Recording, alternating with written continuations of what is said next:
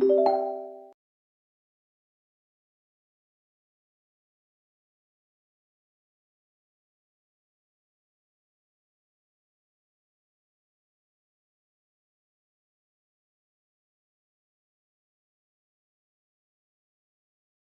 I used to be on the pirate sites allegedly, and then we were fighting for net neutrality and stuff like that.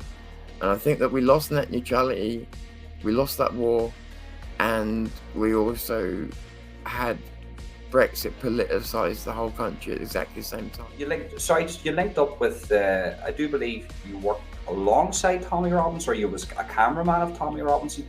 Was that then the first moment you started to get into this? Oh, hold on, what is society doing?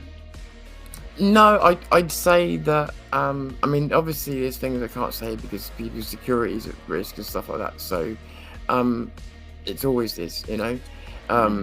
But what I would say is that no, I can't think of a better way to phrase it. So if I just put it like this, no, something intrigued me to go to a demo in 2018. They had Tommy at the demo. Tolerant people. Right, they're anti-fascist, which listen seems like an amazing thing. Let's be for social justice. Let's be for we don't like fascism, Tom. Nobody likes fascism, right? We all want to live in a equal world where everybody's free to do as they please within the law. Now, tell me, do you want to explain to the audience what your view of Antifa is and why? And is Antifa their own entity, or are they a government construct? Are they being paid by the government?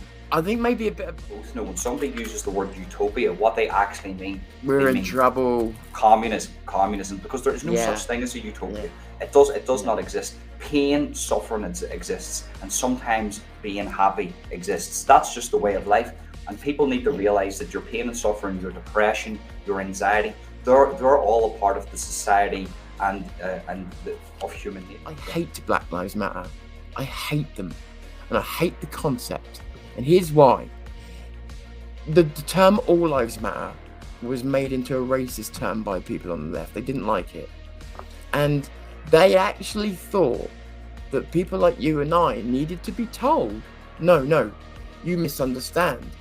This is to let people know that Black Lives Matter is not much as white people. Welcome back to the channel, guys. Today, we're honored to have Tom Fury on. Tom Fury gets up to a lot in his life. But remember, guys, before you watch this podcast, before we get into it, make sure that you smash the like button. If you haven't already, subscribe and hit that notification bell. It's very important you do that. And if you can, share this on other social media platforms. Just use the little share button and leave a comment and tell me what you think, because your opinion matters to me and Tom too, obviously. So Tom, it's brilliant to get you on, mate. You know, we've been speaking for a while. Man. Yeah, we've been speaking for a couple of weeks. I've seen your stuff.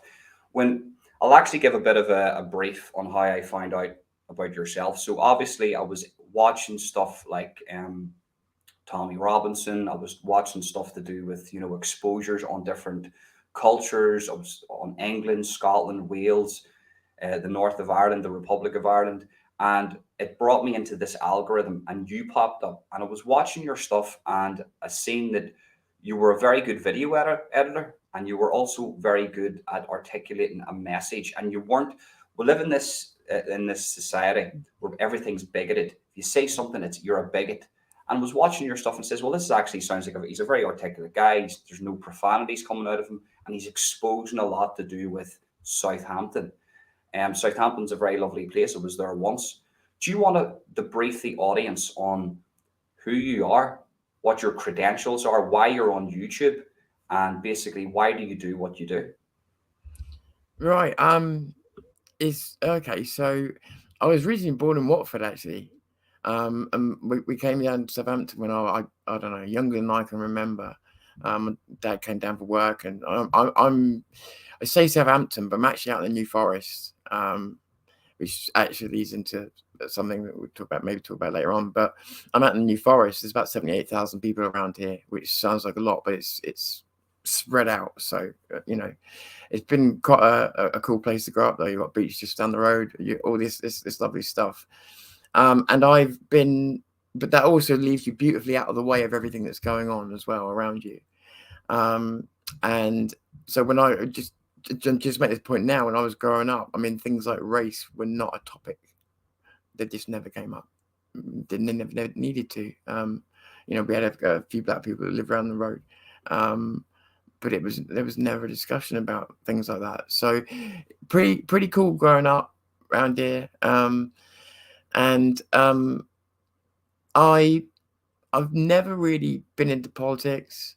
I was always into like fiction. I did used to do audio, and I was in a band, and I did all that kind of stuff. And I loved being creative, and it's always been a huge part of me to do that. And then I did start to get into video. So I my first job was a computer programmer, and I did under a YTS scheme. I did that's youth training scheme for those that don't know. I did um, programs for Sky, the British Post Office, you name it, all the big names, QVC, all these big names. I programmed for £45 a week, um, and so that job was kind of cool though, because it's what I'd always wanted to do. And then I basically I learned a language that was unique, which meant that when the company that I worked for eventually went down, it meant I would have had to start over and learn a new language. And I was like, I don't know if I want to do this all over again. So I started fixing computers and doing stuff like that. And really, be honest with you, I wouldn't say I led a mundane life, because I started making videos where I was doing kind of like jackass stuff, and they're still out there now, or I'm just diving through tables and stuff. And I was just used to enjoy stuff like that. I was very up and down. I'm a depressive person, or jumping through tables, one or the other. Um, so YouTube was just an interest to me, um, to a way to be creative. So I started planning to do a podcast, and I wanted to do, to be honest, with fiction, or comedy. I mean, one of the two. I was always a stupid bastard, and if you never heard any of the audios that I've done, yeah, you wouldn't believe it was me. So that was always really what I wanted to do. And then in 2015, I all I can tell you is I got this book, right, and I first wrote the name Zero News, which is the original name of my podcast. And it was I remember I started listening to Christopher Hitchens, who's got actually nothing to do with where I ended up, but I just it was what got me into certain circles formats. But also as well, I felt like I was seeing a change in people. I felt like, and I needed to know why. I felt like um, television has always been propaganda, but everybody's always rolled their eyes, and we've always got along, haven't we? We've always just understood that, and it's been a just something to laugh at, really, or to ignore, go to make a cup of coffee, whatever. But I mean, I stopped watching TV in 2004 because I started to feel like the adverts and stuff were getting mental, and I was just like, I'm out of this. So so I was starting to notice all this stuff, and then Netflix, and I just felt like I was being force fed stuff, and I thought, I can't be just me. It can't be just I know how mechanics work like that, and it's like if I'm thinking this, so is somebody else. So also as well, I had like mental health problems, so there was that side of it as well, and there was a single thing that I learned, and I'm sorry if I'm waffling here, but there's a single thing that I learned, which No, mate, was 100%. This is good. We're good. We're getting to know who you are. okay. Well, there's a single thing that I learned, which was that when I was say let's say 30, for sake of argument, I can't really remember, could have been younger. For all the things that I went through with things like mental health services and everything else, all I ever really needed was someone to tell me that this is beatable, or you will learn to live with this. And not one person did. And I think it's because they hadn't really been there. I don't know what the reason was. It doesn't really matter. What I knew was that I wanted to come on the internet and tell people that actually, do you know what? I'm going to go and do something that I've never seen anybody do, which was I was going through some real bad times when I started filming. And so I was filming myself having panic attacks in shops and stuff, trying to buy stuff, and you're dropping shit, just everything that could go wrong. And I was actually filming it, and it wasn't like an attention grab. It was so many people were writing to me and going, "Oh my god, that's me! I do that." And I thought it was just me. And as soon as I heard that, I was like, "Right, bingo! I'm gonna go and show them this is okay. I'm gonna go and show them what I do." Because it might work for some of them afterwards to try and chill out, put it in perspective, and not allow it to take the day over. And so that's kind of how I started recording. I did a test in 2017, 2018. I was on Periscope with an audience of about 5 people, and I was talking about mental health. But because I used to do these things called walk and talks, which now is actually the name of a channel somewhere. They're always stealing my shit, but I used to do these walk and talks, and I would just go on and walk somewhere crazy, and we'd have like 3-hour conversations. But a big chunk of that was mental health, and I'll be talking about Tommy Robinson sometimes, and just these other things. And um, again, whilst all this is going on, this message is being pushed. The message is being pushed, as a critical drinker would say. And it was getting a bit much. And I felt, and I think as well, this is what nobody will tell you, and this is why I'm going to tell you this. I think the most people I've ever met that got into doing what I did, which was going to demos, I was filming them. I always knew that was my role. But everybody that does what they do has got a hole inside them they're trying to fill. That's something that none of them will tell you. But when you get them in quiet corners, that's true for most of them. Um, yeah, would you Yeah, say? yeah, no, listen. I would definitely 100% agree with that. In regards to the mental health thing, and then doing, for instance, you do a similar thing to what I do. I maybe do it in a different format, but growing up as a kid, I always wanted to know the truth about things. I maybe as a kid, I was maybe a bit sheltered. Maybe people didn't tell me the truth. So as I got older, I was like, well, I want to know the truth about a lot of stuff. Why do people do these things? Why is there this? I always asked the question why, even as a kid. I never trusted Yeah, me anybody's. too. I never really trusted what people said to me. Like even my mother to this day would say to me, you never listen to me. Literally, you never listen to me about anything. I always had to see it. I always had to hear it. I always had to be there.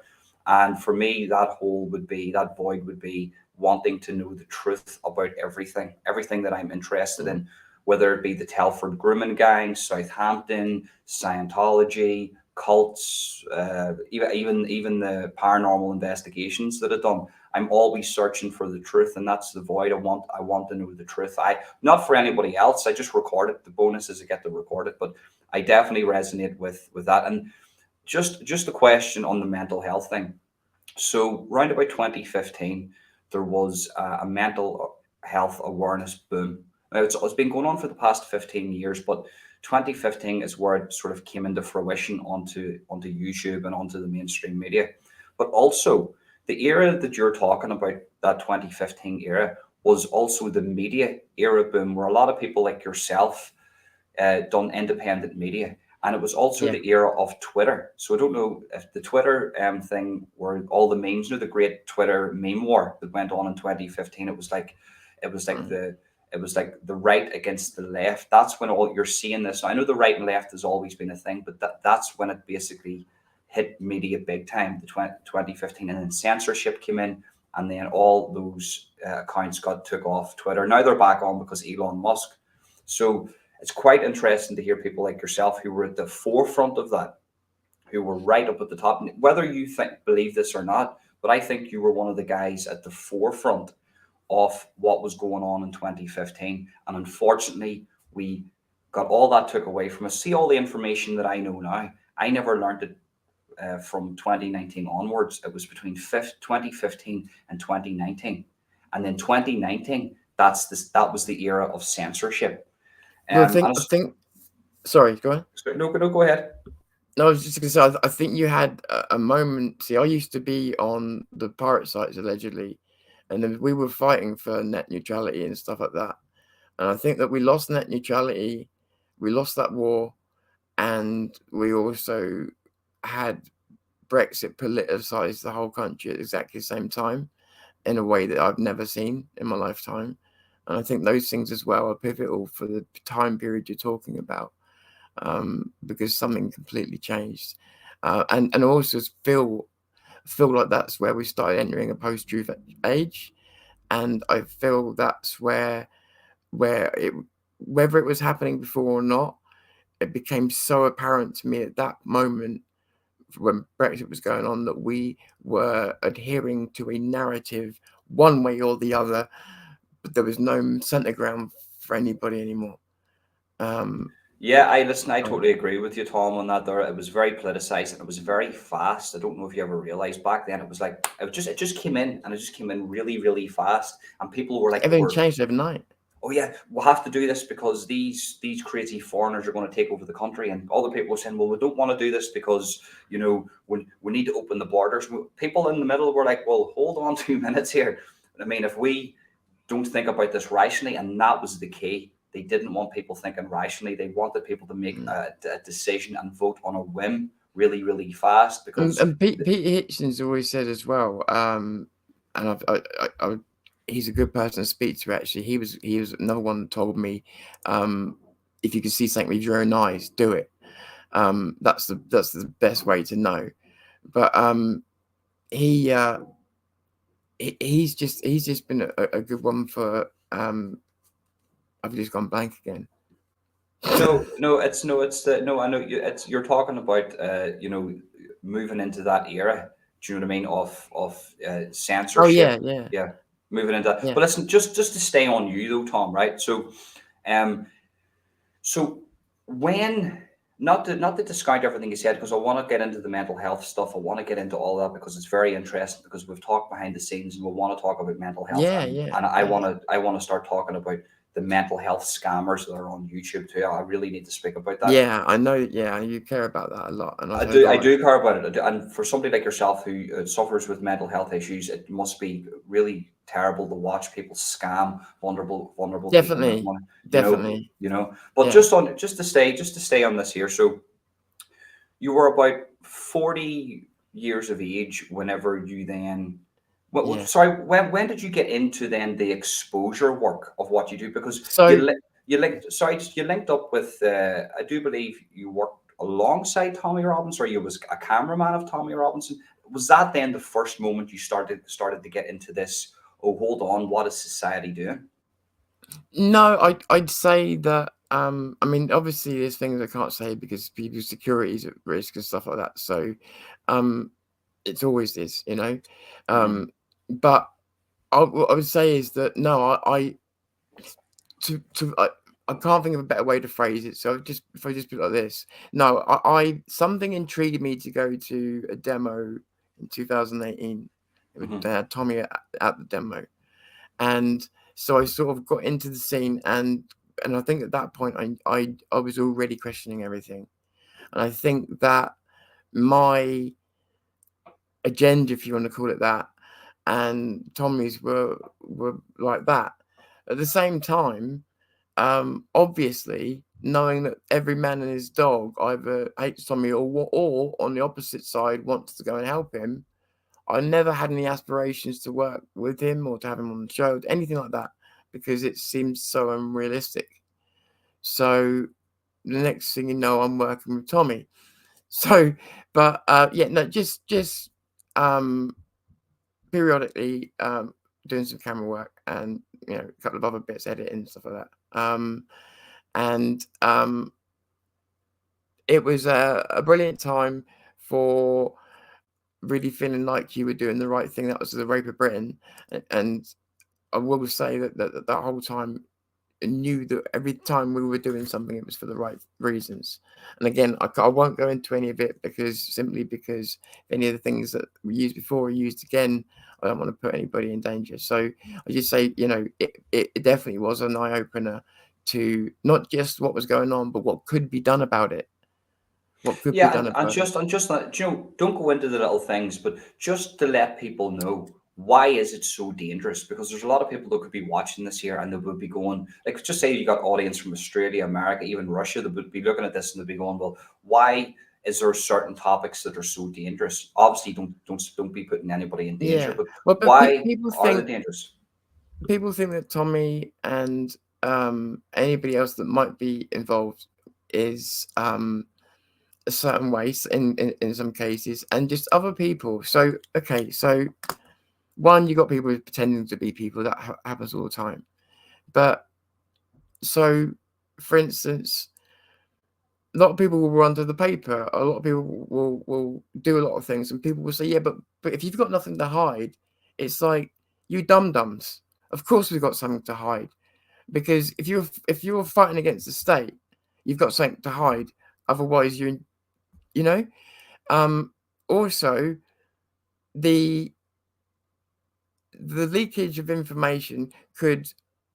So people, like I said, people said we're not transparent. The truth of it is, if the leakage of information could mean that, say, a Muslim finds out where one of his victims are, suddenly she is in absolute danger of her life because somebody that's been protected is now unprotected. For instance, uh, the fact that people are looking to, if they knew where we were going to be and when, they would probably come to kill us. Um, and that's probably not an exaggeration either. The fact that people on our own side, supposedly, people that are probably paid by the government, people on the other side, supposedly, all of them, and just jealous people, people that think the lack of transparency is about something else, when it's about protecting people and each other and the fight, everything. And people that think there's something shady behind that, who want to try and rip the walls down, and they don't realize that if they really believe what they think they do, they'd be ripping the walls down to the very things that they believe in. And that's all I can really say. Listen, that's yeah, I totally get that because we're living in a world of shells, we're living in a world of infiltration, and Yeah, unfortunately, when certain people speak the truth on a lot of stuff, what happens is they're infiltrated, and then they're discredited. Behind the scenes talk. We're seeing that all over. People being recorded behind the scenes. They're maybe saying stuff that's maybe not the best of things, but then they'll link that they'll into other things that they've said, and it paints a really bad picture of a person. Look, we're not all yeah, perfect. yeah. We're not perfect. We're going to say stuff, and that are bad sometimes. We actually don't mean it. The only thing is, round about that time, and I want to get this sort of picture for everybody. Round about that time was it's a dead cert that if you allow certain people into the group, you've got the likes of Antifa and certain Islamic groups that will actually threaten your life and maybe go to take your life. I mean, um, it's a matter. Yeah, I can say this because it's a matter of public record now. Everybody knows about it. When we did the rape of Britain, and this is known about, so I feel okay talking about this. And I one day I'll have to talk to Tommy about the exact chronological order this happened, but I do know that we went to protect a house because we asked people from the public to come and help us, because the house was under threat. And yeah, shit, what was the question? Sorry. So were you under threat? Were you under like was Oh your yeah, so yeah. so that was, I mean, doing that house thing, there was Muslims threatening on the outside, baseball bats, everything else, and police were just as much of a threat, and so were the press. And it was a nightmare. It was a nightmare being in that house, and somebody had done it for themselves, you know. And yeah, the threat of attack is very real because I think one or two cars, I think, and one I'd been in, had was car bombed the next day. Um, Done by amateurs because they left the petrol there with the prints on. But the point being is, I mean, it's very real, and I only say this out loud because it's already out there. Tommy's Yeah, already yeah, talked no, about it. 100%. Obviously, if there's certain things that you can't say, that's 100% fine. I get that the world that you are in, and the world, especially the world that you used to be in certain Yeah, scenarios, yeah. there's certain things you can't speak about, and I get that. I just asked the question. I'm the idiot that just asked the questions. No, no, no. Please do. But no, It's it's cool. fascinating because I want to know the day to day life. For me personally, I'm looking at it and thinking to myself, I've never been involved in something like this. Imagine living your day to day life. Forget about Tommy Robinson. I'm talking about the group collectively, yourself as waking up that day thinking, well, hold on, I've just secured a house from a woman. A question though, what is it like to know and to uncover that your own police force is not there to protect you and isn't there for the truth? Mm. That for me, because as much as I know a lot of people hated the police and all the rest of it, I was never really like that, and I at least respected the uniform to a degree. And it was a slow wake up for me because it start. Don't forget, I started by covering demos, and I went to every demo I could, and I tried to give people the impression all around the world that they were there. And not to, my channel is still only about not even 20,000 yet, so it's not a big channel, and it certainly wasn't back then. But we did the best we could, and yeah. So for me, the awakening was slow because it started with me, like I said, Pete Hitchens saying, "See things through your own eyes." Going to these demos and seeing the way the police were, like overly aggressive towards men and women, arresting people for things that just, just didn't make any sense. Um, on camera, you've got to this day, someone will have it. I wish I could think of a link right now. Um, a medic when we were at a demo that I was at. I think it was the one where Tommy got put in jail for 66 days. And there's a medic, you see a medic punching down on the guy who's on the stretcher. And, we've had Antifa led to us holding weapons, basically, sticks, but, you know, and, I even spoke to a cabbie. I said to him, "What is the?" He was because he was an ex-copper, and I said, "What is the deal?" And he just said, "We are told you're the bad guys." He said, "If in doubt, go for the right." And I was like, "Wow, that you, I can't believe, And he said, just if in doubt, go for the right. So that we were set up in a lot of situations. Um, don't get me wrong, I never felt like, as much as we were betrayed by the police, because we spoke to the police about these things beforehand, and we did it the right way. And I say we, I wasn't planning things, or and we did everything the right way, and then we were betrayed and put in danger by both parties there. But the only thing I will say is that a lot of us could look after ourselves, and these people just seem to instinctively know it. So they were never more than a gobby threat at that time, you know. Yeah, and you know what? See, as a viewer, right, I was watching all that stuff, right, and as a viewer, I'm looking at that. I'm watching you guys do all this type of work, right, and I'm looking, going, right. I want to know the truth. I need to know the truth about these situations, and I'm looking at it. I'm thinking to myself, these guys are being targeted by Antifa. They're being, some of them are being brutalized by police. They're going into Yeah, places. They're doing rallies and marches where they're talking about certain factual things that are maybe in some religious books. They're talking about factual things, what's happening in some communities.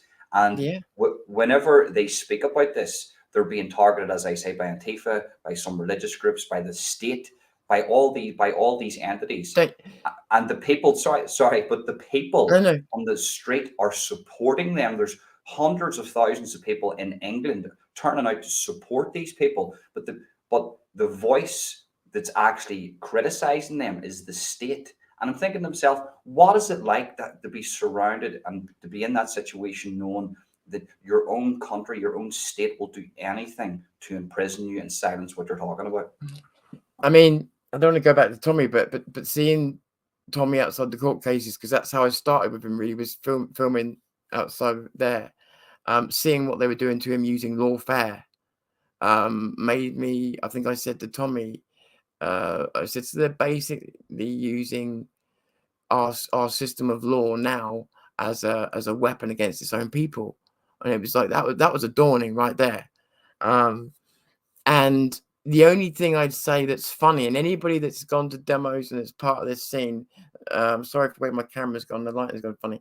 Anybody that's gone to these demos will know that Antifa and people like that are generally speaking government paid. And if you ever want proof of that, One, we've already got proof because I broke one of them down one day until he lost his temper and told me the truth. But also, um, at half past half past 3 exactly, they'll always knock off. So your demo may be planned to start really at about 5. So people are only just getting started before the speakers have even come up. They're going at R3, and the thing of it is, what makes it even more obvious they're paid is because they're obviously lefties. Don't get me wrong, but they're all holding a different sign. So here's how weird is this that we might hold a demo over free speech, and then why would you even count a demo that in the first place? And the second thing is, they're all holding a different sign. One says refugees are welcome here. Another one will say gay rights. Another will say no more Nazis. And it's like, what are you talking about? You're all mental. Well, And actually, I'll speak about that. We'll get into that now, right? So I want your yeah, opinion in this here because you will have the most experience with this here with anybody that I've ever spoke to. I So mean, there's a few questions I want to ask you, Tom. Right? go There's a on, few go for questions, it. right? So Go are for it. you a racist man? No, no, Right? I was never, Are you a bigoted man? Are you against anybody I that's don't think gay? so. I Right? Well, don't there you think go. so. I mean, it's for Yeah. others to judge, but Right. I don't think So so. you've got Antifa, who are self-proclaimed social justice warriors. Yeah. They're And the most anti-fascist, intolerant people. right? They're anti-fascist, which Mm. listen seems like an amazing thing. Let's be for social justice. Let's be for who we don't like fascism, Tom. Nobody likes fascism, right? We all want to live in an Yeah, equal world yeah. where Oh. everybody's free to do as Mm. they please within the law. Now, tell me, do you want to explain to the audience what your view of Antifa is and and is Antifa their own entity, or are they a government construct? Are they being paid by the government? I think maybe a bit of both because and I need you to remind me of this question again because you said there's too many good points in that question. I'm going to forget some, and I do want to answer them all. Um, there's one thing I need to do before I answer the question properly, and that's split Antifa into maybe 3. One's the government thing. Yeah, absolutely. The way they knock off, the fact that they're not all on the same page, everything suggests, and we know they are paid by somebody at least. Yeah, and when you go, I went to the anti-Donald Trump march, and I went there to go and film what was going on, and all the placards and everything else that they're carrying, they're all in the substations waiting for them. They are like weapons caches waiting for them. They've all been paid for. Everything's been paid for. Every banner, everything you see has been paid for. And all you've got to do is go to one of these demos, get off one of the trains yourself, and you'll see it's like weapons caches of things that you see someone happening at a I demo. think it's sorry to butt in there, and I'll keep you No, on point. I'll keep you on no. point, right? But I seen a video, and this video wasn't edited. Now this is over in America, where Antifa were doing it was a protest. I think it was after George Floyd, I believe, and the government or whatever, some private contractor went and set bales of bricks all over the city, and there was no building work being done. And they left the top of it open. Antifa came in, lifted the bricks, and smashed up. I can't remember which part of America it was, and they smashed up a part of this city Yeah, I've yeah. never seen. And You, I think it was Crowder. Do you know Crowder? You know the guy yeah. Crowder. Oh, I remember. I know what you're going to say. I think. Go on. He looked into it and he says he found out the private contractor, and it looked like these guys work with the government. And he says, well, Yeah, it yeah. would make you think that these people are linked and they're working and doing the dirty work Absolutely. for the government. Absolutely. And I think there's truth in it. And I think where it becomes grey and murky is there are also people that really believe it. And very, very brainwashed people. But I do want to make a distinction about something. Unfortunately, yeah, there are young people that get brainwashed, and when they do, they go full on. But everybody knows there's a tendency to go from left to right as you get older, as you get more realistic. You realize that utopia is actually a nightmare rather than a dream. But I would like to say that there are some people that don't advance in their life for whatever reason, and this is not a judgment. But when I've spoke to young people on camera, and when I was at these demos on the left, some of them would have some views that I just couldn't agree with. But nearly all of those interactions were pleasant. nice, like a small debate, and walked away just fine. And the people that you couldn't even have a conversation with, you couldn't converse with, you couldn't be nice to in order to try and converse with. And I'm very, very good at pacifying people. These people are teachers. These people are your socialist workers, like 60-year-olds. These people that perhaps used to be feel useful then when they did demos 30 years ago, and now they're back in it. A lot of them are well off. A lot of them are well off and have no idea what a working class person's life is like. Um, they don't live it like, I mean, Owen Jones is your perfect example, talking about the elites and money and being misused and everything else. I mean, he's a perfect example of a crusader that does not know what he's actually crusading for, because he doesn't fight for me. He fights against people like me, and yet he claims to be part of us. He's a complete joke, and that guy is somebody that I'd love to slap. But just on a side note, so how I feel about them is that I feel sorry for some of them, but having spoke to some of the younger ones, I feel like there's some of them that will come out of it. And even if they don't go to the right, they don't need to. They just need to go for the truth. That's all you need to go for. And those people I've got hope for, and I've also got hope for the next generation down, because I'm seeing them now.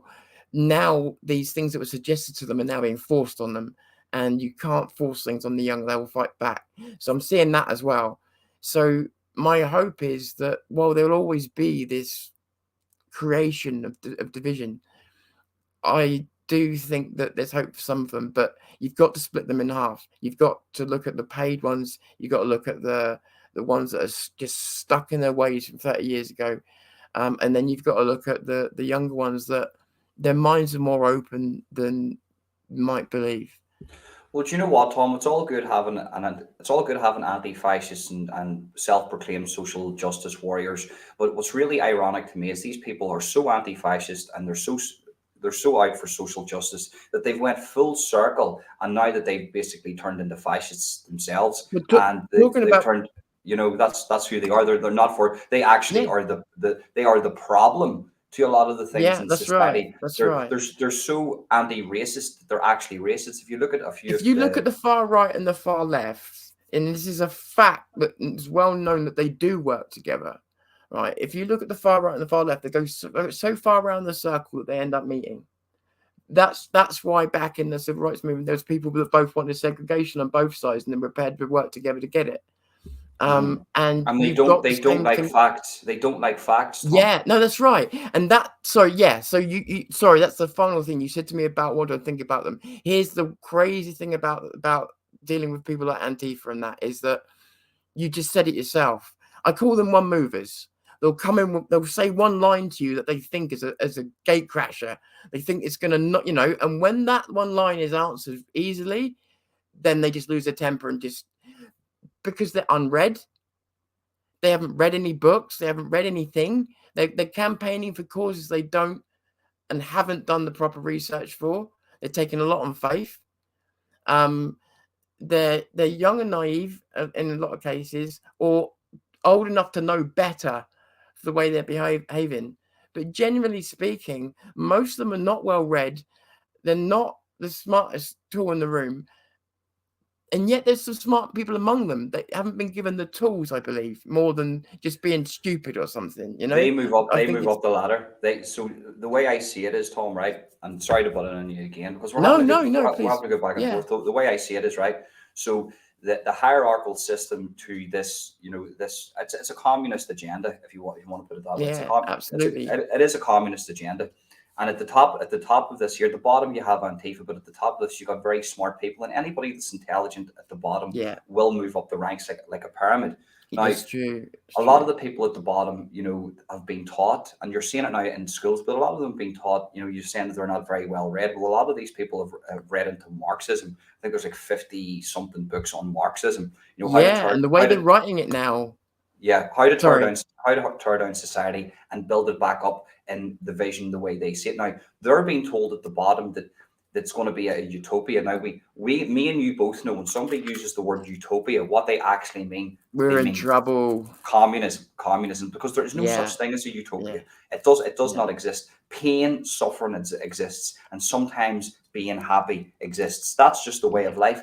And people need to yeah, realize that your pain and suffering, your depression, your anxiety, they're all a part of the society of human nature. And we just, what we have yeah, to do as a culture is tell these young people it's okay to feel unhappy. It's okay to be yeah, sad. It's okay to not like certain things. But what's not okay is to tear down society and build it up in the way you think it should be built, because you're not doing it for yourself. You're doing yeah, it for yeah. the hierarchy sitting at the top, and they're basically what they're trying to do is, in my opinion, is just a communist agenda. That's what it's looking like.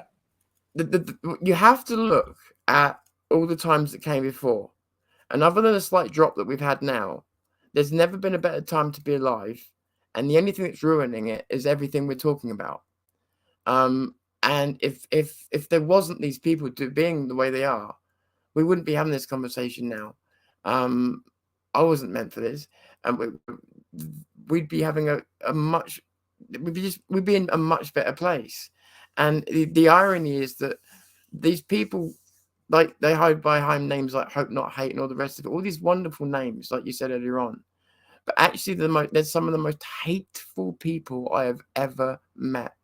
That if you, and I'm sure you have, if you look these people in the eyes, and I'm talking about the older ones especially, their hatred for you is not manufactured. Their hatred for you is genuine, and they've never met you. They don't know who you are. They hate you, and make no mistake um, about that, because I'm not like that. I'm not a hateful person. So when I go and talk to someone, I always start with a clean slate, regardless of even their political position, because I don't judge someone on that. If they're a nice person, I get on with them. That's fine. We can have political differences, but these people are unapproachable. They hate us. They hate us for having a different point of view. They are the most intolerant people fighting for tolerance that you'll ever. I mean, Peter Hitchens said something. Sorry to keep mentioning his name, but he's a classic conservative. He stood up and said something about marriage that literally 15 years ago would have got a standing ovation, and he got booed out of the building basically for saying something that was just a conservative value. But the way it was treated was as though he was the biggest bigot on earth. And the point being is, even if that was true, what happened to his free speech? What happened to his right to his beliefs and his opinions? So it's not anti fascist. Because if you're not in with the narrative, and I'll give you another example, Ukraine, if you're not in on the narrative, you are the enemy. And that is totalitarianism. That's how it starts, with that kind of mindset. You're with us, Hmm. you're against us. I totally agree. I totally agree with that, because there's, what I think, the type of person that you are, you want the facts spread out in front of you. And I do believe that if somebody put out facts in front of you and maybe you were wrong about something, you're probably the type of guy that goes, Oh, well, I'm 100% yeah, wrong. But what you're seeing from the yeah. other side is whenever they're wrong, they scurry into under a rock, they wait there for a year, they come back out again, and everything's hunky dory. That's not the way life is. And Whenever Du and you Douglas Murray will put this even better. Douglas Murray will tell you that the left will, when caught out and done wrong, double down. And he's right. They'll double down on an argument that they've lost.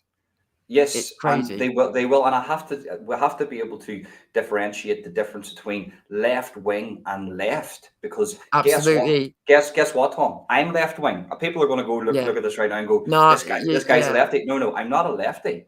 I am left wing in the Yeah. sense, my view is, you stay out of my business, Tom, and I'm going to stay out of yours. But guess what? I'm all for freedom of speech. I'm all for freedom of expression. And if those things aren't adhered to, then what you're dealing with is a totalitarian system, or the start of a totalitarian system. We all know about North Korea. We're all seeing what's happening in Russia. We're all seeing what's happening around the world in regards to dictatorships.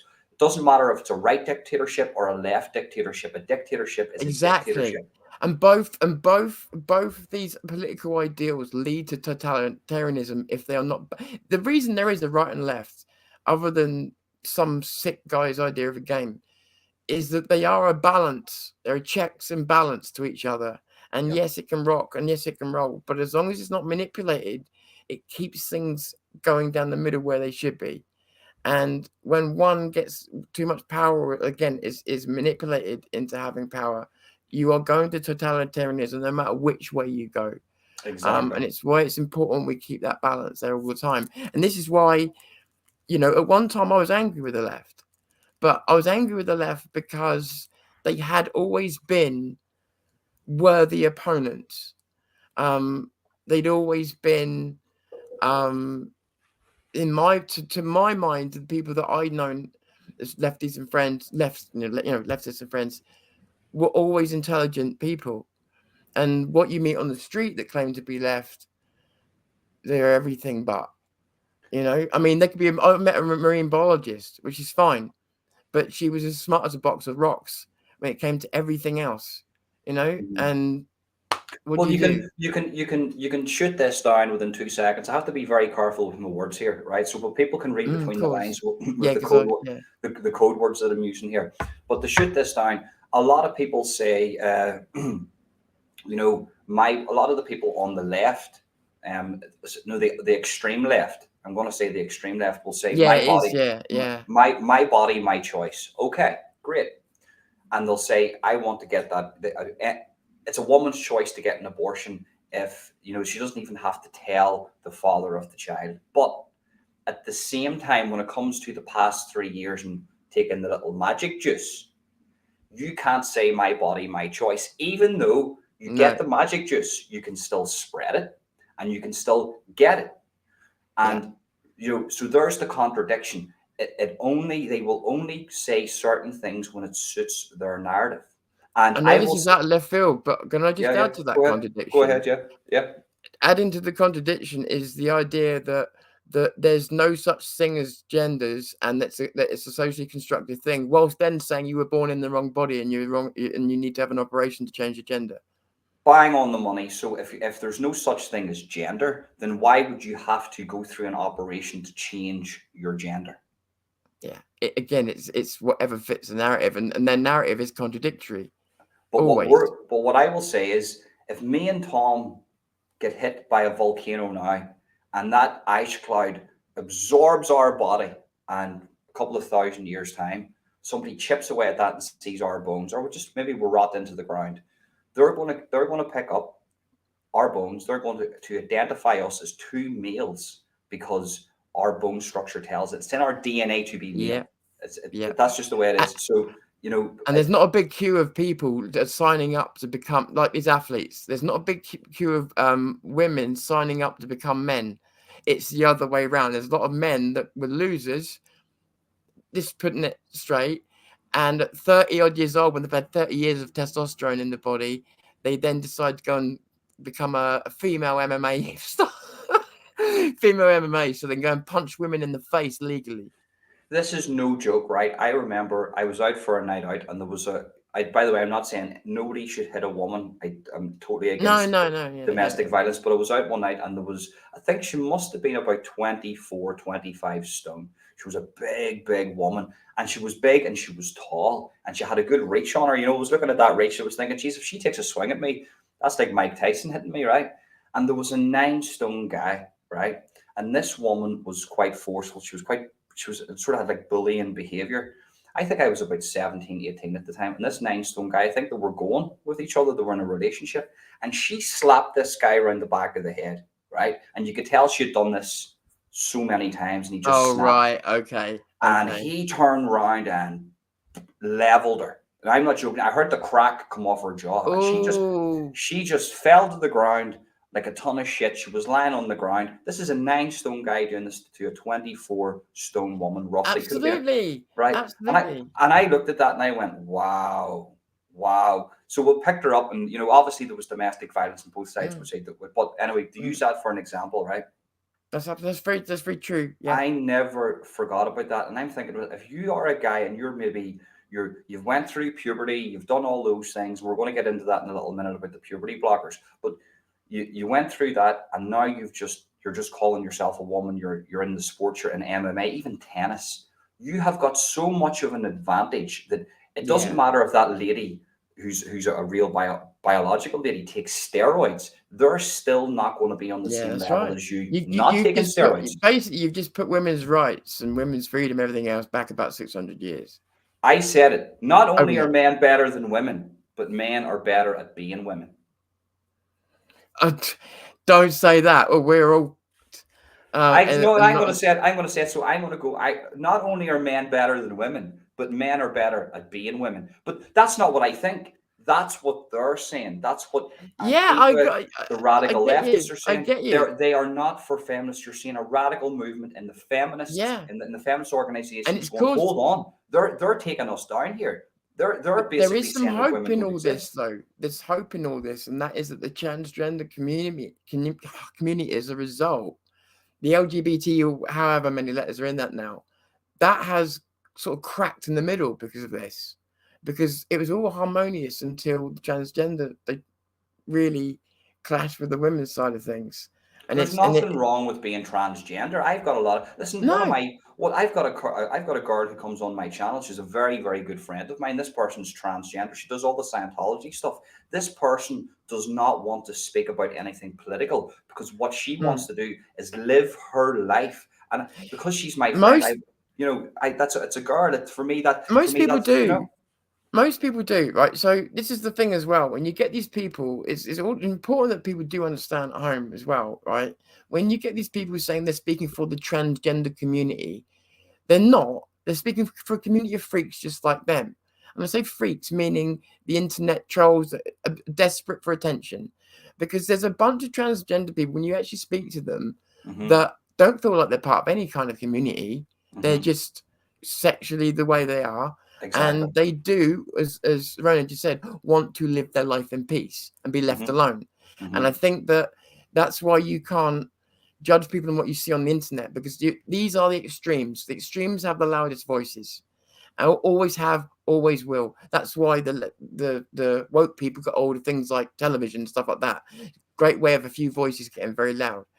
And it's worth remembering with all these things, like people that claim to speak for any kind of community. Do you though? Do you though? Because what you're doing is you're turning, like black people will say quite rightly, we don't want to be a monolith, but then you'll get certain people with nefarious intentions claiming to speak for all black people. Well, clearly they don't, because black people are diverse with their opinions the same as anybody else. But you will get people trying to make these claims, and they're always the people to watch out for. Anybody claiming to speak for any group of people is is So what? probably not. Just on that, that's a topic to go into now, and I hope you don't mind speaking about these No, topics. no, not at So all. so Black Lives Matter, right? So I have to state this, right? I am for any organization that is out there to help the rights of other people, maybe people that have been persecuted against, maybe people that are on the lower end of society. So I support Black Lives Matter, but guess what? I don't support the organization that has used the persecution of its own people throughout the many years prior to build an organization built on the foundation of Marxism and communism to further their agenda. They do not care about, in my opinion, they do not care about black people. Mm. They only care about the hidden agenda, not even hidden anymore, it's out in the open. Because speaking to a lot of people, of all different colors uh, would that maybe would align themselves with Black Lives Matter, they are awake now. America and the black community in America are awake. They're going, hold Very on, much, it was very much. actually better under Trump. There was more job opportunities. Yeah, okay, he's a bit of a mad asshole, but at the same time, it was better for us. Under the Democrats, there's more black people in prisons. I couldn't believe this, Tom, right? Under Democrats, the Democrats basically ruled for this three strike law. Under the Democrats, there's more people in prisons, black people in It's prisons always been the same. than there ever was slaves. Yeah, Think about that. Think yeah. about that. And the narrative that's been taught in schools, this critical race theory all around the world. And here's one for you, Tom. And people don't like to speak about this. If you actually look into the history of slavery, and it was terrible, it should never happened. People say that you can't be racist against white people. White people have been enslaved for hundreds of years. No, Hundreds of no, years. no, no, no. Thousands, Thousands of years. thousands. And there was white people all around the world that were enslaved. Now, if you look at the slavery in regards to Africa to America, it was the Spanish that were facilitating that slave trade into South America. And if you look at the people who abolished slavery, it was the white slave owners in America. Now, that's not saying that the white people, It was also before that. It was Britain. yeah. It was So, Britain. so, We declared war on slavery in the end. and a lot of the people in Africa at the time were being sold. They were Mm. being sold Yeah, by their own people. by the other people to the Spanish, and we're being told Yeah, it's inherently in our DNA to be racist, and that isn't yeah. the truth. Because I'm telling you something now. If I went out into that street and somebody that was being persecuted against because of their skin color, I would be the first person to say stop that, and I would stand Me up for that too. person. Me But too. I'm seeing in the Democrat side of things that these people are causing more division, more racial division than anything that I've ever seen. But I we're want being to told, break. you know. I want to break some of this down, but before I do, I want to ask you a question. What do you think about the fact that people like myself and the groups I'm in um, get called racist the way we do and get tarnished as bigots the way we do? How do you see that? You've been watching, you've been seeing. What's your general opinion of the whole thing? Well, I think that the cat's out of the bag now. So back in the day, I was always saying that, oh, it's institutional racism, and I was very much that way and thinking. Now then I started to look into certain things, started to open my mind. I had a brain about me. I wasn't an idiot, and I started to listen to the two sides of the story. And I was thinking, well, hold on here. The people that are calling these people racists, they're actually the ones creating the divide. The ones that are pointing the finger are the ones creating the divide. And yes, is there people that suffer from racism? When they're in certain communities. Yes, I'm not denying racism exists, but there's people like yourself and maybe Tommy Robinson that are called racist, and that they've never said a racist thing. They've maybe read That's from a right. book. That's right. They're Yeah, maybe saying, well, in this a community, religious book. religious book, they're set. For instance, I can read in the there's a lot of stuff in the Holy Bible. I'm a Christian, and I would say that Jesus, that stuff's a bit sketchy. But Yeah, absolutely. you Yeah. get what I'm saying. So what you are being called racist for is saying that small minority of people over in that corner, there's a high rape statistic.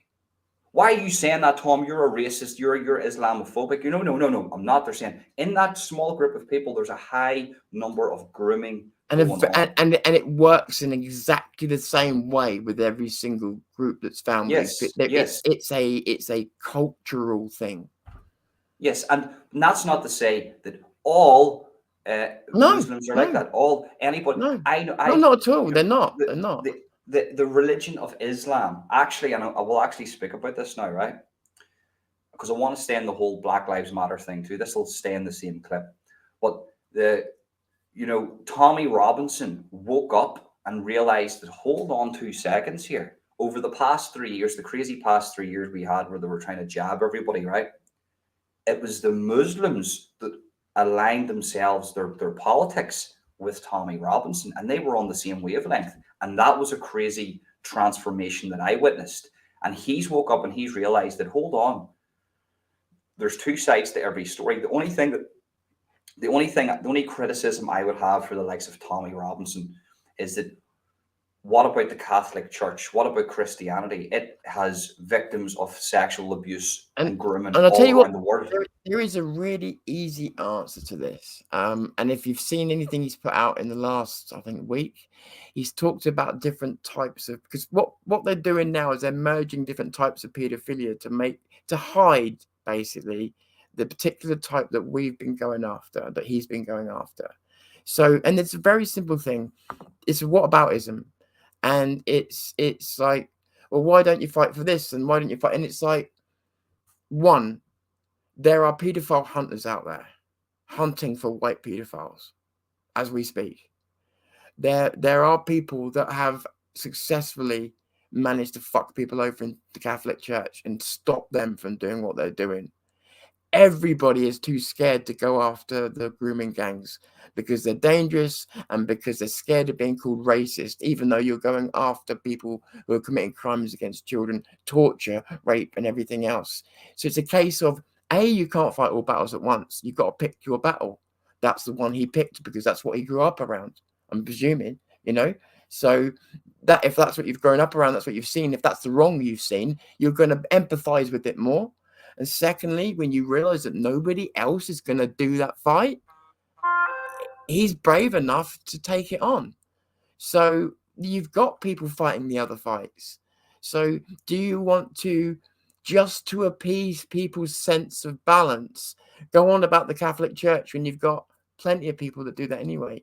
Or do you want to focus your attention fully on where there's a problem that nobody wants to look at? You know?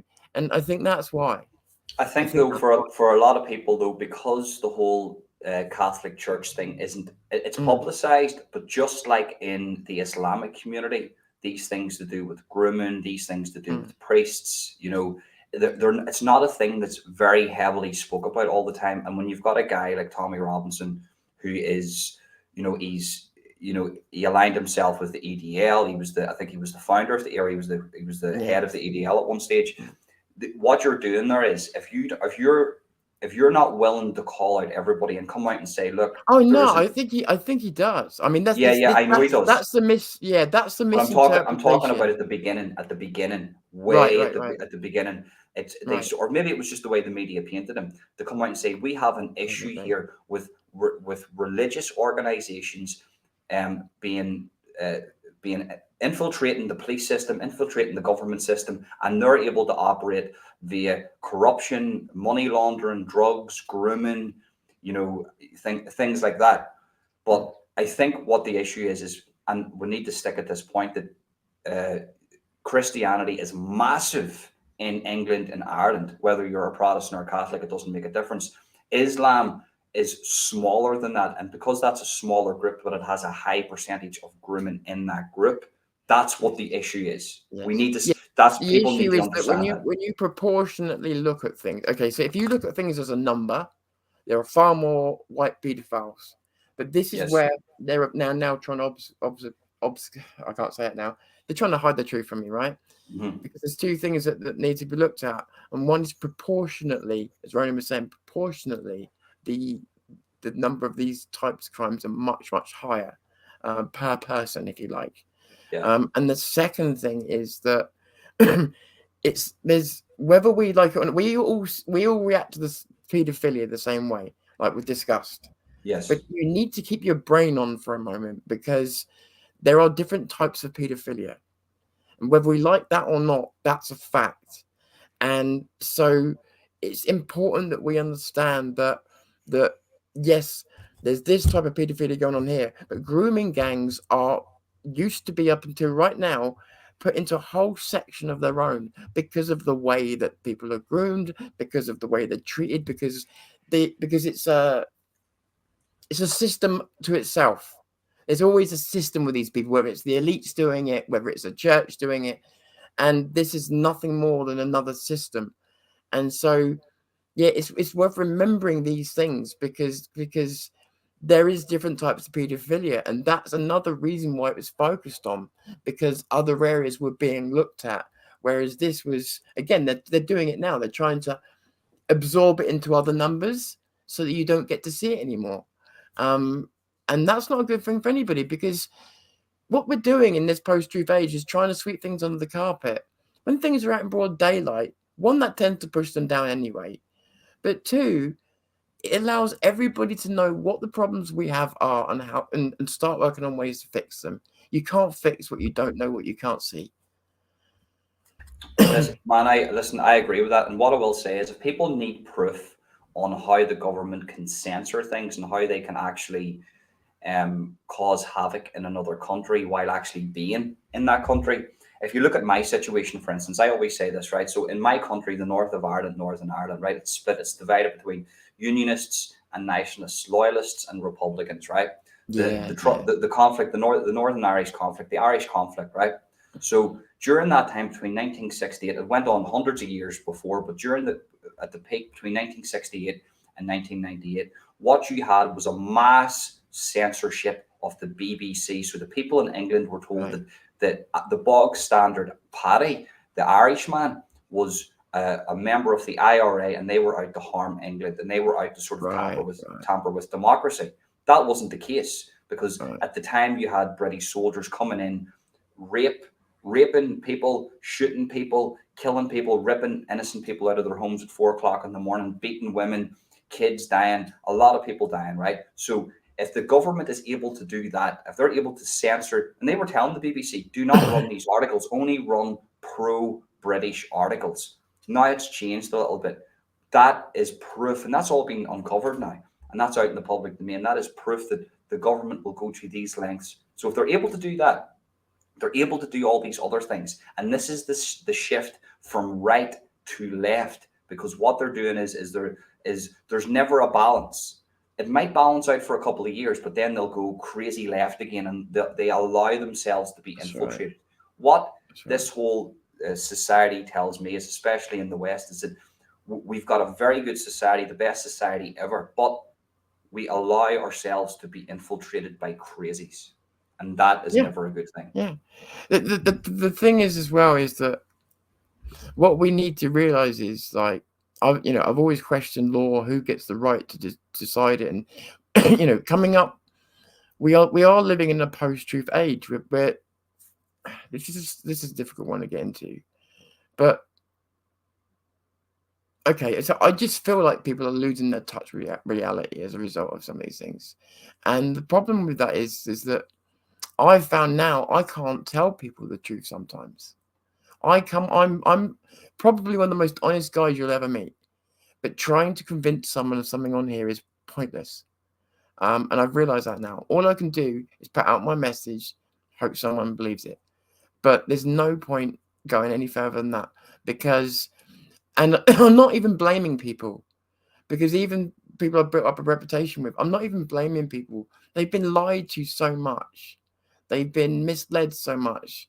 There's the propaganda for this, they've woken up to it. But the problem is they've woken up into a world that's quite ready to embrace them with another lie. And this is the danger that people face when you become awake. You are awake for the first time, and you are ready to walk straight into the arms of another life, completely thinking that you're dodging it, and actually you're going to be open armed embracing it. And this is the problem when we think we are embracing a truth.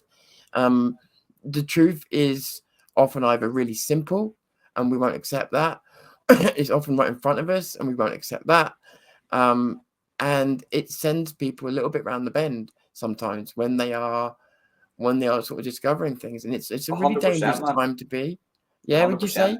100%. I agree with that because it's not about being awake. I always say people don't be woke, be awake, right? Yeah, Even absolutely, even the term woke mess, it's like a dumbed version. Don't be woke, be awake, right? Be awake to everything, but it's very absolutely. hard.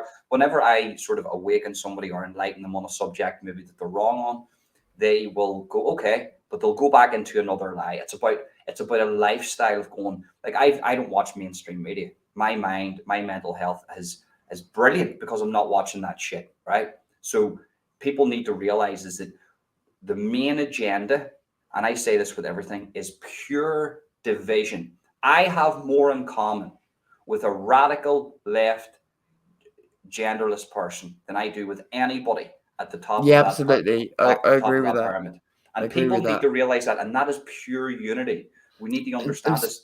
That's the holy grail of the political yeah, system is yeah, unity. They don't want yeah. unity because with unity, then the people realize it's just like the ants, like a bug's life. And The ants come together, they can take over the grasshoppers. They don't want that. The grasshoppers are constantly creating divisions with wars and with social yeah, problems and yeah, social issues absolutely. when it's unneeded.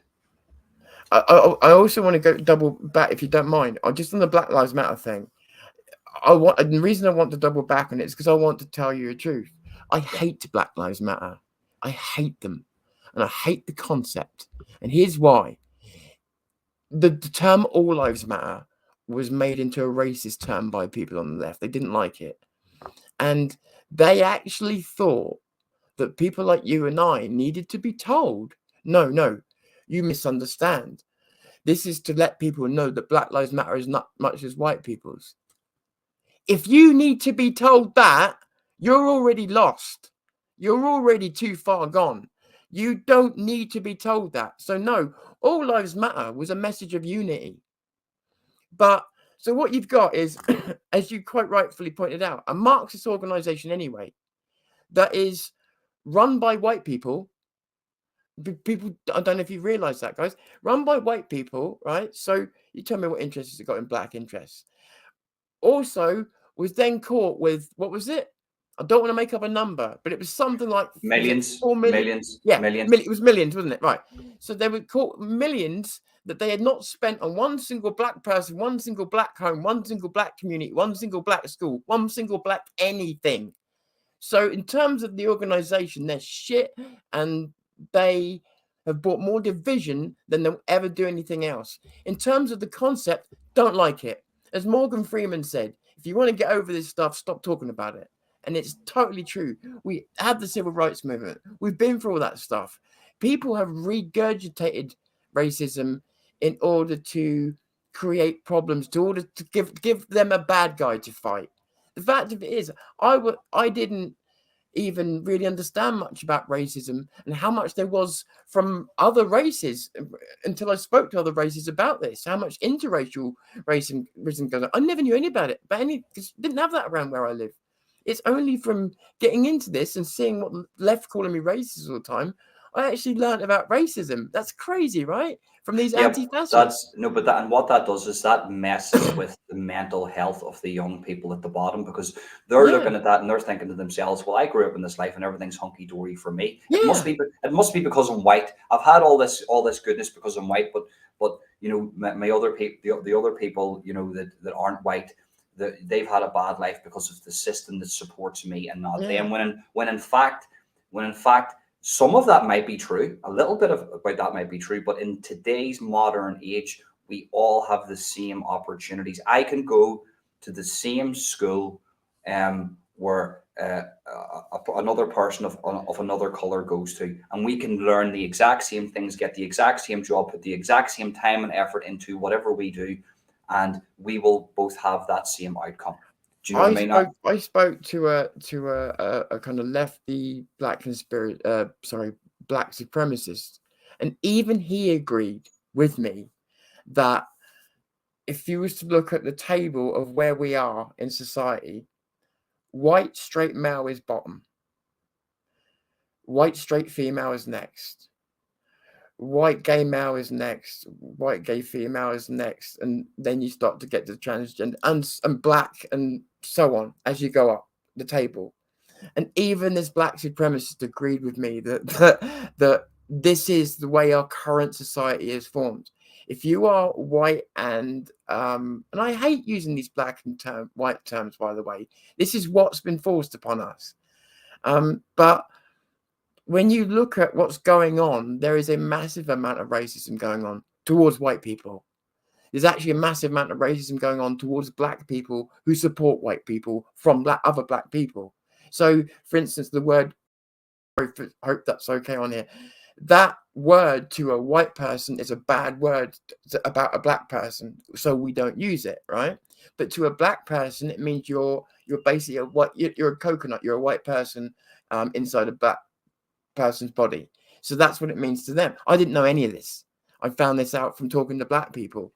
I And didn't know that so, either. I didn't. That's the first time right, I ever heard of that. Yeah. exactly, exactly. So I'm really grateful to people like Danny Roscoe for wising, I don't know if you know him, yeah, for wising me up to to the good and bad of say the black community, because I was very naive, and he had to kind of let me know, look, just because you're not racist, doesn't mean there aren't black racist people.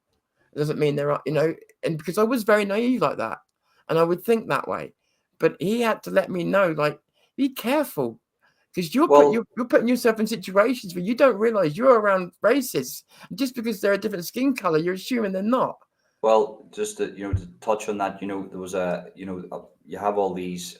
I'm gonna talk about the American side of things, but you have people saying like walking around America interviewing, certain campuses and people on the campus, and they're saying, look, is it racist to say white lives matter?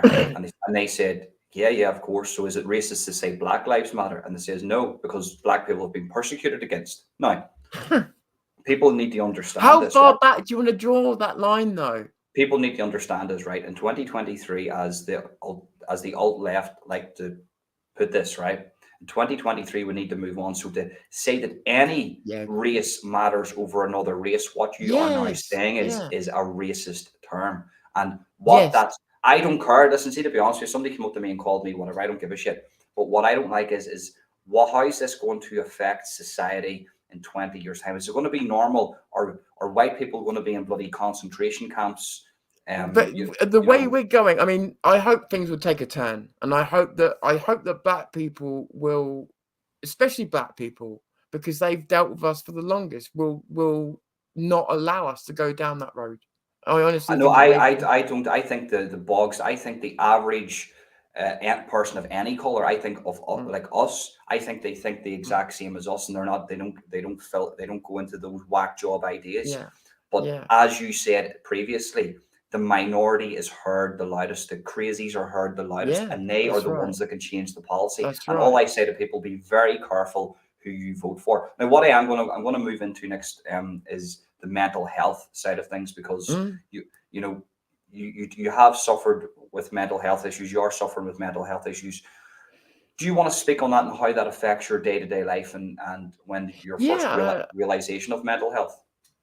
So, I suppose the first realization of it actually was probably when I was about 16.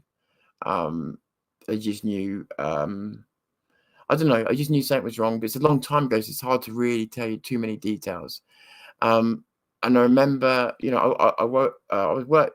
Sorry, I was in a family with a strong work ethic. So when I got to a point where I was going to work, and it was like my mind was devouring itself. At least when I was doing the computer programming, my mind was spent. But I was now doing jobs that were not really taxing the brain. And I don't know, it was just a bad time. And don't get me wrong, unfortunately, this is very cliche, but it does probably come from Saint childhood. It probably comes from having a hair trigger for trauma and what's the word? Sorry, for like panic. So that fight or fright response in me is hypersensitive now. So it'll go off at the slightest thing. So um, which doesn't necessarily equate to being afraid of situations. So I could be in the middle of London, and everything could be kicking off, and because I'm so used to having adrenaline flowing through my body, I'm no different than I was 2 minutes ago. Whereas everybody else is suddenly their eyes are delighted and everything's going. To me, I'm with still life in the slow lane. So at times, it's not. I will sit and worry about things like making sure a train gets there on time, or the dangerous things don't register, but the silly little things do. But at its worst, I spent 10 months indoors without leaving the house once. That was at its worst, and people will never understand unless they've had it, and a lot of people have had it. 1 in 3, um, where you can't walk out your door because it's almost like invisible barrier. I've literally had my head up against the door, wanting to get out, and admittedly that was a while back, but and I think, yeah, so there's been a hell of a lot of anxiety in me, but what people don't realize is there's a lot of mental health problems that are linked to others. So there'll be a bit of OCD. So whatever your main problem is, you'll probably have one of the others. I've had depression and things like that, but one tends to lend to the other. So my main problem's been anxiety, because I think, and I say anxiety, and what I actually mean is pure and utter terror. For the people at home that are wondering which I mean the pure and utter terror, which can come on like that for no reason, or come on like that because your brain's had the wrong thought, or whatever. And I've done a series of videos where I'm trying to show, because I've kept a rare ability, which is when I go to lizard brain, which is what happens when you go flight or fright, I'm still able to keep talking, which has enabled me to talk to the audience while I was talking to myself about de-escalating things, where to start. And it's like, well, first of all, you've got to cut your head off from your body. And you do that because when they're in sync, it's great. When they're not, they're useless to each other because one feeds the other with bad shit. So why would you want to do that? So get yourself out, get yourself moving. Two major things. If you can get yourself moving, different inputs, different everything, you know, and um, and that movement is then using up the adrenaline as well. And then if you can focus on telling your body you're not in danger, and start focusing on areas of your body, you calm your body down. If you calm your body down and your muscles are starting to relax, the mind can't feed it the same way. And if your mind's just blanking out more because the input it's getting, it can't feed the body the same. It starts to break down. So and I think the most important thing to me about why I wanted to talk about mental health in general is that, one, the NHS don't know anything about mental health really, and what they need to do is scrap everything they've got right now and start over. Because they would do us all a lot bigger favor if they was to put some real money into some real science and move forwards, because we've been stuck in the same place for 40 years. And I want people to know, if they're younger than, so I'm going to be 47 next month. If you're younger than me, one thing, if you do suffer mental health, you've probably never been told, and that is this: you can beat this. Things will be all right. And no matter how long it takes, life will be worth living. If and most of you who are in that desperate situation, if I could say to you, there'll be more good days in a week than bad. Good just meaning okay, because let's face it, that's all you really want, right? Just want okay days. There'll be more good days than bad in your week. I promise you that can happen. Yeah, you do have to put some effort in, but don't let people make it your fault. People like to say, "Oh, you haven't tried enough." Bollocks. Yeah, you probably haven't, but giving yourself a hard time about it is the last thing to do. The one thing you need to know is that it can go away. And if it can't go away, like someone like me, because I put myself in the spotlight, it can be managed. And if someone had told me that years ago, it would have made a hell of a difference. No one did. Hence, it took me a long time to get out of it. Sorry for, No, no, that was perfect. I think there's a lot of people that speak about mental health. I think you articulated that perfect. I think you thank you. articulated that how you feel inside your head, and a lot of people will resonate with that. Now, what I will say, right, on the whole mental health thing, obviously, I think a lot of people suffer from mental health issues and they don't even realize Yeah, it. I came to yeah. realization of my own mental health issues whenever I was smoking cannabis. That's why I had to stop, because Mm. I had an underlying mental health condition. Did it Stopped smoking, exacerbate it? got paranoid, thought people were following me. But once Right. I stopped that, then I sort of got better. Now I'm still suffer to this day with certain things. Like I've gotten filled with anxiety. I can't have loud noises whenever I'm outside. Right. Like Okay. if I'm with people that are loud, I sort of go into myself and I try to Yeah, sort yeah. of I do that. I'm quite. For me, people say, "Oh, so all, with you, it's just about face," but it's not. It's inside my head. It's like turmoil. But do you know Yes, the yeah. best time of my life is whenever I've got a solid workout program. I'm eating clean. I'm drinking 3 liters of water a day. The mental health issues that I have personally basically are not even functioning at 1%, because I, all my inner internal goals, because I do believe, and looking into this a little bit, I think human beings aren't supposed to live the way we're living today, like all crowded round, concrete cities, social media, mainstream media, worry, worry, worry. What we're supposed to be doing is out running, filling those internal goals, getting all that energy built out. I think if somebody sits down for too long and doesn't do anything, it's like a That's right. battery, it'll fill up, it'll We'll overflow, have a reaction to it. and our reaction and our overflow is anxiety and depression. And I Yeah, think that's what you're that's seeing today. right. And personally myself, if I had any leadership in any country, what I would do, the first thing I would implement, I would give every child a pair of running shoes and a kettlebell, and I guarantee you would see mental health diminish by Yeah, about and don't get 50%. me wrong. I do want to, because I can almost hear a portion of audience screaming out here. If you're in a position where you can't leave your house, if you're in one of those places, I I'm not aim I not wouldn't aim that at you, because I've been there and I know that you have to get through that before you can think about going for a walk. At the moment, the idea that a walk would make you feel better feels like stabbing yourself in the face. It's just like, no. And I get that, but this is why I'm saying I could promise things will get better, because there was a time, if you told me, oh, going out for a walk will make you feel better, I would have wanted to slap you in the face for saying it. And now it's a lifeline to dealing. It's part of a lifeline. There's tools you learn, but it's a lifeline to dealing with anxiety. Yeah, You well, know. you're talking about two different mental health issues there. So I'm talking about to eradicate that depression. Oh, Most it's people that yeah, are depression. Okay, I would say okay. I'll actually speak about anxiety now, but to eradicate depression, in my opinion, to help fight against that, is you need to fill those inner goals that are deeply embedded into our DNA from Yeah, yeah, millions of years of evolution of us having to run yeah. through fields, eat clean food, like fasting, for instance. Fasting is the way human beings should eat.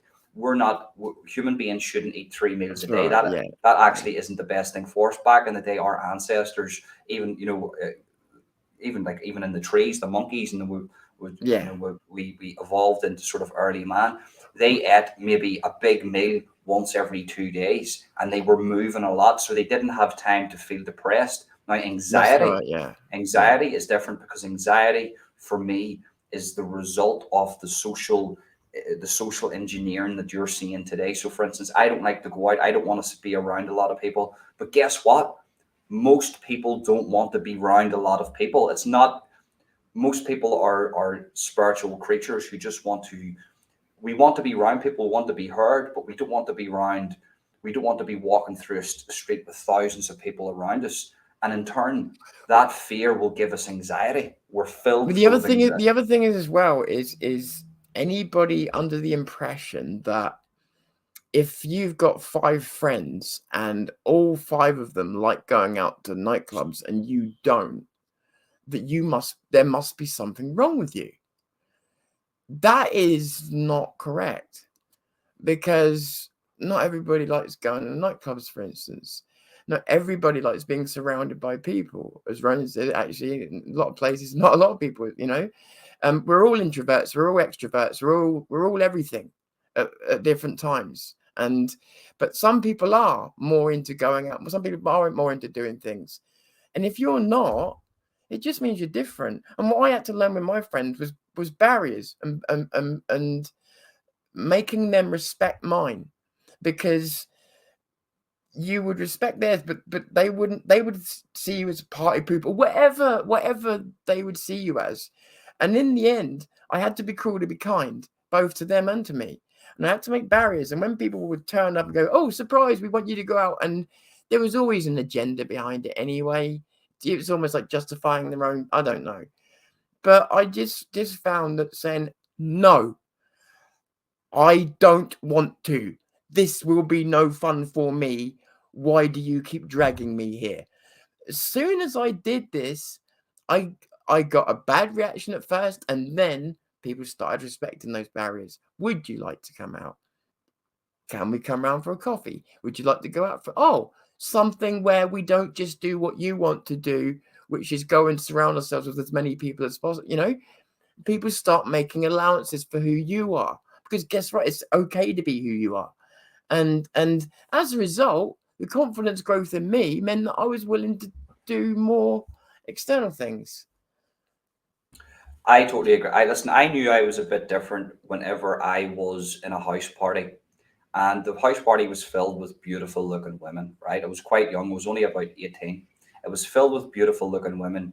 And there was one girl in particular, and I mean, you could have had your choice of any woman. I'm not joking you. It was just packed full of beautiful women. And I was 18 years of age, and all the fellas were just having a field day, and the women were having a field day. And I got pissed. And I didn't really want to do that. I didn't really want to just. I remember there was this one girl, and the opposition, the opportunity was there for me to go ahead. And I said to myself, I don't want this. I don't want it to be like this. I don't like this. I don't like this to happen. There Not a was a nice lot of setup, is it? there was a lot of drugs involved, and I went through an era where there was so much ecstasy and uppers being took that once that fell off and people stopped that, there was an adrenaline dump. The serotonin levels went down, the endorphins went down, and people Yeah. were just, and then that people went into a depression because those good times left. But for myself, because even though I took the ecstasy and I took the speed and I was having that lifestyle, but I didn't indulge in the clicky atmosphere of being around Yeah. hundreds of Yeah. people. I didn't sleep with lots of different women, but even though I had the choice to, I didn't do that because um, you know, it just wasn't for me. And that's whenever I knew it was a little bit different. When I hit about Probably 20, did yourself as much as a lot of guys out there would disagree. I probably think you did yourself a big favor. yeah, and look, some of the girls I meet today, and they're riddled with drug addiction problems. They're riddled with severe, maybe a lot of them are bipolar, suffering from schizophrenia because of drug abuse. And it's like I'm so glad at 21 years of age that I said to myself, I'm getting out of this. I'm not going to have No. meaningless sex with these Yeah. women. Yeah. I'm going to stop this drug abuse, and I'm actually going to focus and do something with my life, because if I don't, and I've made the right decision. I look at these people now and I'm thinking to myself, yous 100%. are so fucked in the head. Now, and the thing about it is, so that's what it is. It's the fallout, the mental health crisis that we're seeing now. We went from the 70s right up until now, and there's a lot of people with mental health issues. And it's the fallout from the uppers and the party times and the good times Yeah. that people went through. I'd say And there's a big part of that. do you know what I mean? And Yeah. that's, you Yeah. mean, but And there's listen, another part of it as well, is a yeah, go ahead. biological side, which is like evolution, and that is that we've got glands, and I forget what they are now, the frontal lobe and somewhere else, frontal lobe in the brain, and some an adrenal. I think it's an adrenal glands. One's slightly too small, one's slightly too big for our lifestyle, and as a result, it means you have too much of Yeah, certain things yeah, going on in your body. So it does need to be counted for, like you were saying earlier on, um, because we are not fully evolved for the lifestyle that we have. exactly. And the other thing is as well is self-awareness.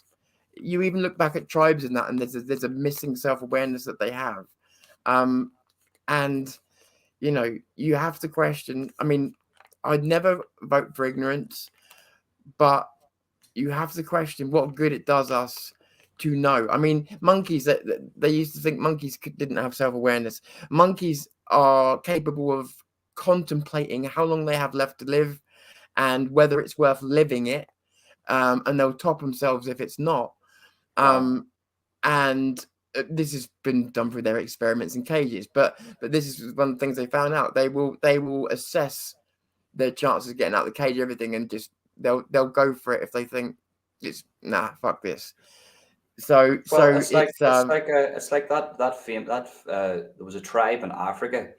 They were asked that they want to go to the United States. They were never westernized. They didn't have TV. They didn't have anything like Western on them, and they said no because that's the place where people kill themselves. And it was so alien to them to take your own life, to leave this yeah, planet, that they says yeah, we don't want to be infiltrated by that negative energy, as yeah, they called it. yeah, So they refused to go. And this guy thought, who lived with this tribe, thought that it was going to be a hard way of living. But he said yeah. actually all the issues that he had in his life, anxiety, depression, it was completely eradicated because every day he didn't have time to have anxiety or depression That's because he, yeah. he was running to kill the animal to I feed the mean, I tribe that day. I don't know whether I'm kidding myself or not, and especially at my age now, but over the years, because I've always felt like maybe that life would be a better life for me. Just living in the moment, living for surviving, because like you say, you haven't got that sort of time. I mean, I know it's not a very realistic thought, but you're going down these avenues because you're thinking, are there ways of recreating what might make me feel better, or so you're looking down all avenues to understand yourself. And And we're not um advocating communism here, by the way, for anybody listening, because no, no, people will be that's thinking that's a very everybody should move and have their own little patch of land and hunt animals. No, we're not advocating communism, but no, no, not at what all. we are You saying know is, what? No, yeah, I've often said, like, capitalism is a system where you have to You have to have balances and checks of corruption, which it does have, but when they falter, you have to reset it, okay? But it's the best we've got. It's the best we've found so far. Not saying we won't better it, hopefully we do. But generally speaking, it's not the worst system. There's nothing we found better, and we know that communism's already cost 100 million lives. So, um, people say, what a lot of ignorant people think these days, and I think this is important to understand why people will embrace communism. Why would they if it's cost 100 million lives? They say they're just words on the page, which partially true. Um, But what they don't absorb is the fact that these 100 million lives could be them. So to give an example, the people who worked at the place at Auschwitz and people like that, places like that, when they went to look to see if these were all nutters, which many of you will not accept the fact that they weren't, when they looked at their lives inside that prison and outside totally different. They'd have dinner parties, they'd go down the beach, days on the beach, family album, totally normal lives, totally normal people that had somehow normalized murdering Jews. So, I mean, it's a horrible thought, but what people don't accept is that very, very well could have been you had you have been in that place at that time. But we think that we're born so inherently good. And this is the problem that's made these days when we're judging the past. Often the left judge the past through the lens of today. You cannot do that. People go on about the British Empire. It was in an age of empires. You know, the slavery. We've been slaves. Everybody has been slaves because every empire used to use slaves to bolster its economy so that it could then grow armies and conquer. This is a form of government that was around for probably 10,000 years. Nobody saw any wrong in it. Um, so we judge things so quickly. And all these things, I'm not saying they were right, not at all. Anybody suffering isn't right. Um, but it's an age and time, and every single race on this planet has been through it and paid theirs.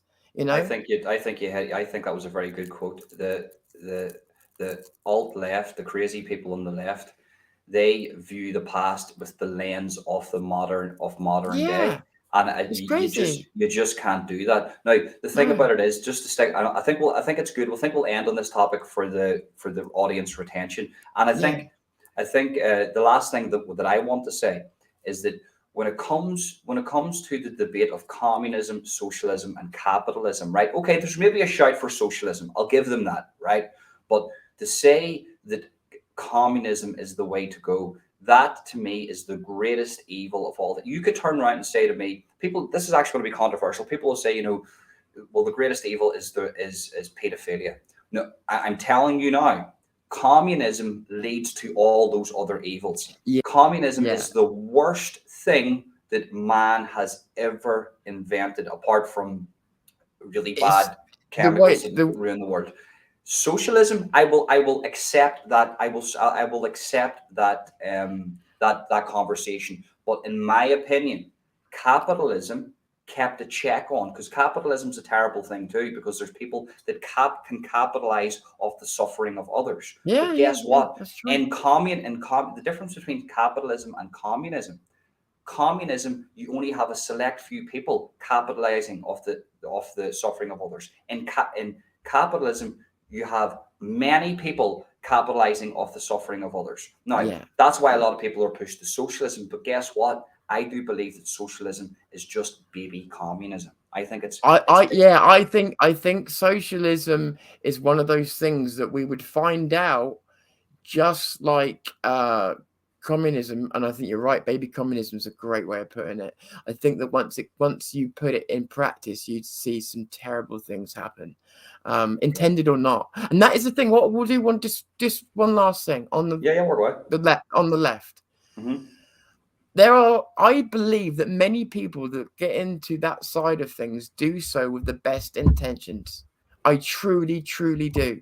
Hmm. Not the angry school teachers and that, but a majority of other people. Saving the planet sounds wonderful, doesn't it? Saving the environment, doing all this, it sounds amazing. And I think there's a lot of people that can get involved for genuinely good reasons. Maybe a bit ignorant. We're all ignorant when we're young, and so there is that side of them as well. You have to break people into groups, because at the end of the day, they believe in identity politics. I believe in individuals, and that's why I am able to pick out a person from Antifa and find they're all right to talk to. I won't close those bridges because I'm not scared of what they got to say. you know That's absolutely beautiful, Tom. And you know what? It's been an absolute pleasure to get you on. We've done a Thank bit you of for asking me. a bit of a brief on yourself. Hopefully, you accept to come back on. We'll do a part two about I'd love to. I'd many love different to. subjects. Is there anything? What about your channel? So, you've got a few things out in your channel. I've been watching your channel. I'll leave the link for Tom's channel in the description and Thank you. comment section of this podcast. Head over now, subscribe to his channel, guys. He's got some fantastic work on there. Is there anything you would like to say? Is there anything, maybe talk about a bit of content you'd like to promote? Um, I released, as you know, I released a. It's not, again, it's not documentary level, but I'm working my way up there. But there's a video I did recently called "Welcome to Southampton in Broad Daylight," and that's a video in which we go, and not only do we expose Southampton very easily to the fact that the migrant hotels are there and they're doing damage, and there's been a massive rise in sexual cases, and that parents could be trafficking their children accidentally into the jaws of these people. Um, but it also suggests what we already know, and that is that it was so easy to find that it pretty much lends itself to the idea that this is going on in every single city, and you would have to be dumb to do that. There must be some kind of plan. But the point being is, we're exposing a city that easy. I expect every place we go to is going to be the same. I intend to prove it. So yeah, have a look at that one. And you might even see the live stream before it, because if you watch there's videos connected to it. If you watch those, you'll actually see it kind of unfold. And we ended up being proved right as we went along. So, Hmm. but definitely that one. It's not put together the greatest, but the facts are there. So Well, that's I what's will really leave the matter. link for that in the description and comment section. Guys, head over right now, smash the like button and that. Smash the like button here too. Leave a comment on both of them. Head over right now, subscribe to the channel, get on this wave now, because you go out there, you try to expose things. You're a very honest guy. We've spoke behind the scenes. I can say that you've been honest with me, and it was an absolute pleasure. We didn't even actually get into the immigration crisis, believe it or not, Tom. Could you believe that we talked for a full hour I and a know, half? I We know, did. I know. We didn't even Well, speak about. we'll do this again, man, and you're going to come on Voices of Britain as well. So we'll do some more, because I mean I Yeah, could yeah. talk to you all day. It's Part two, we'll do the whole. yeah, We'll have it about the immigration crisis and about the yeah, rights and wrongs absolutely. on both sides. But listen, that is the end of the podcast. Tom, thank you very much for coming on, mate. You're an That's all right. absolute gentleman. Um, all I can say is big up to everybody that watched, big up to my subscribers. Smash that like button, Yeah, subscribe, and hit that notification bell if you hadn't already. Leave a comment, tell me what you think. And as I says, Tom's channel, the link for that video that he has on his channel is in the description. Head over to his channel right now and subscribe. Get on this wave now, guys. Thank you very much for tuning in, and peace. thanks for having me, man.